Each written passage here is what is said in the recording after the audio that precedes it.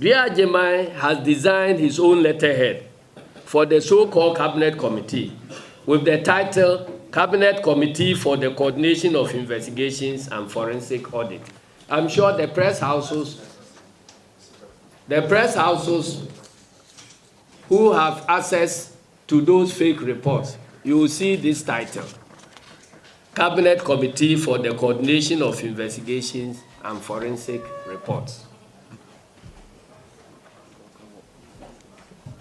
These so-called forensic audit reports allege that the Ghana National Gas Company, one of the forensic reports that was leaked, alleged that the Ghana National Gas Company, under the previous NDC government, caused financial loss to the state by purchasing helicopters, which cannot be found.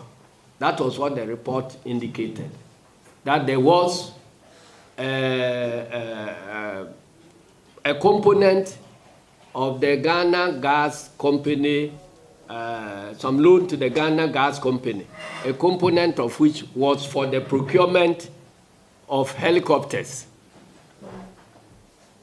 Then these fake auditors go there and then produce a report that those helicopters cannot be found.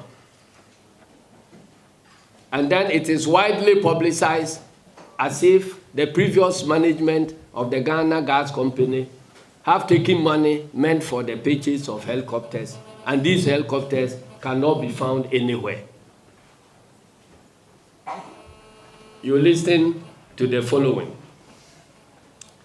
It is on record that those helicopters are stationed at the Ghana Air Force Base, being actively used by the Ghana Air Force, and that it was one of these helicopters that was used recently to convey the Vice President, Excellency Mahmoudou Bawumia, to Wa when he went to distribute relief items to flood victims, which have turned out to have been expired relief items for which his brother-in-law, the Deputy National Coordinator for NADMO, had been suspended.